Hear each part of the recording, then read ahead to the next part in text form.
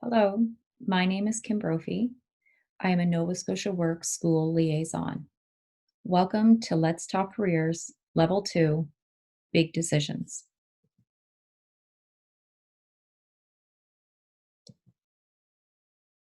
Today, I will review Part 1, Mentoring Through Decision Making.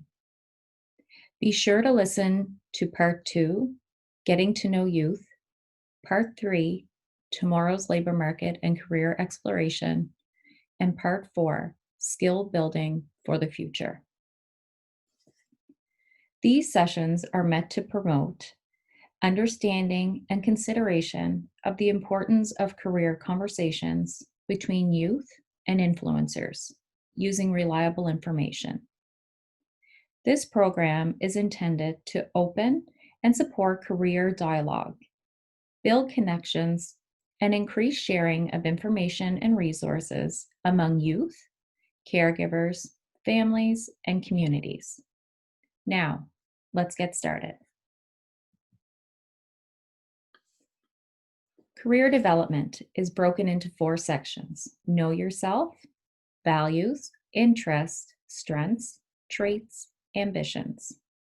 Explore options: occupational research, industrial trends, career options for degree. Get focused: decision making, goal setting, action planning. Take action: gain experience, job search tools, connect with employers. Career development can be simply described as the ongoing or continuing process of managing one's life's learning and work in order to advance forward toward a desired future. Quality career development activities enable youth to develop these competencies and achieve desired outcomes through self-exploration, career exploration, career planning, building skills. This all helps youth gain work readiness and career-specific skills.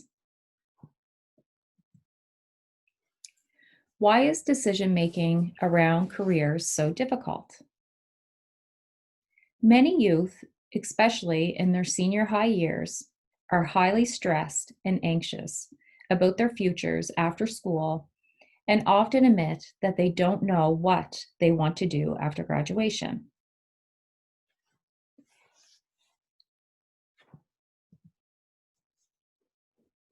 After speaking with youth and asking them questions about what challenges they're facing, they responded with the following answers: too many choices, I don't have any skills or interests, I only know what my parents or caregivers do for work.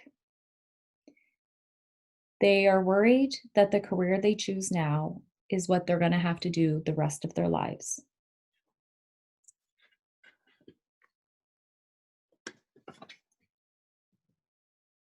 So, why is it so challenging? Because it's the biggest decision ever made at this point in their lives. They're afraid to make the wrong decision. There are financial and social pressures. May want to make quick, rash decisions to alleviate pressure. And they may want to put off the decision until they feel ready.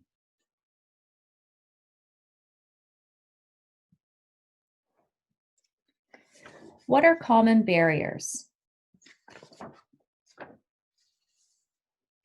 Fear. Fear of the unknown, failure, and lack of confidence. How do you respond to these barriers? With fear, acknowledge that fear is good. Change and growth are uncomfortable because you are doing something you aren't used to. Resistance to the unknown is a natural instinct. You have to learn how to overcome fear.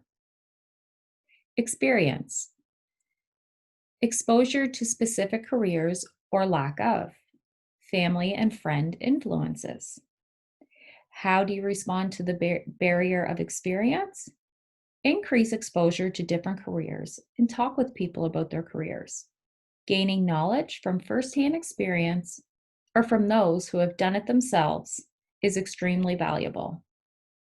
Doing and or talking to those who do it allows you to ask specific questions and explore deeper than what is offered online.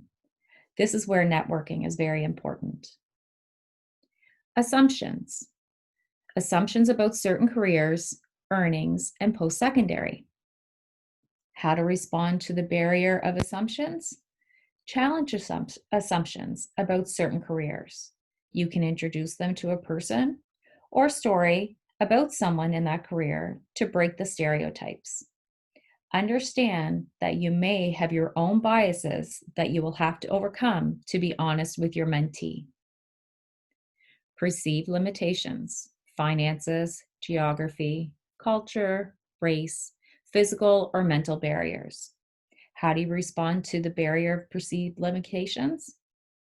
This is the most difficult to combat. Money. There are always ways to support training and education with loans, grants, and bursaries. Culture, mental and physical health. Encourage developing supports from multiple sources that understand or share the same challenges. Mentors may need support for this as well. This is where it's important to know the resources available in your community and to use them when needed.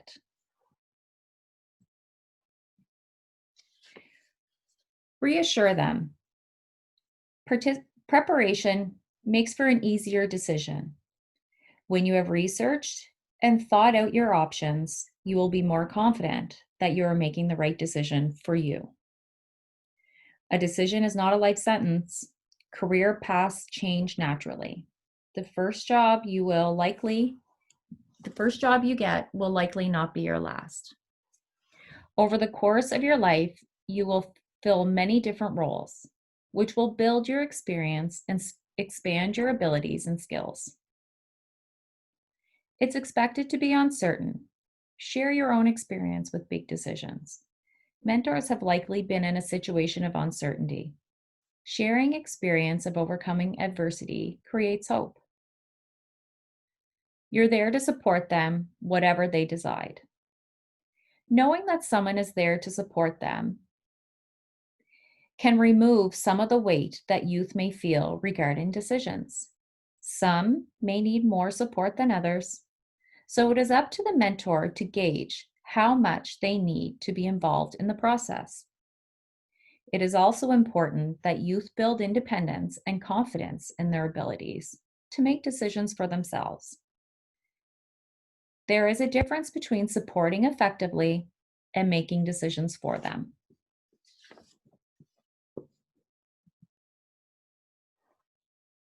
The goal is to keep options open. Schedule a meeting with a school counselor or a Nova Scotia Works employee. Take a range of courses to keep options open, such as Career Development 10 and 11, Workplace Health and Safety 11.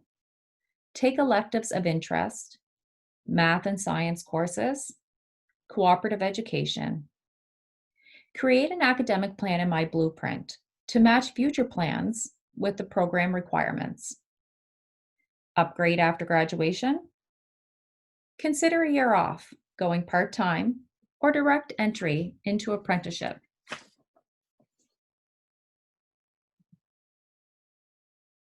Starting the conversation. How do we transition from interest to decision making? Here are a few examples of transition statements. Have you ever thought about doing? Have you ever talked to someone who works in? Can you see yourself in that role?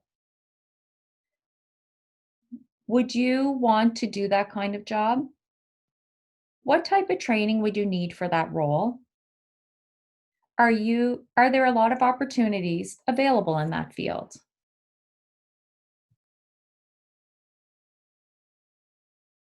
If you have any questions, please feel free to contact through email. Let's talk careers at careerconnections.ca. Thank you.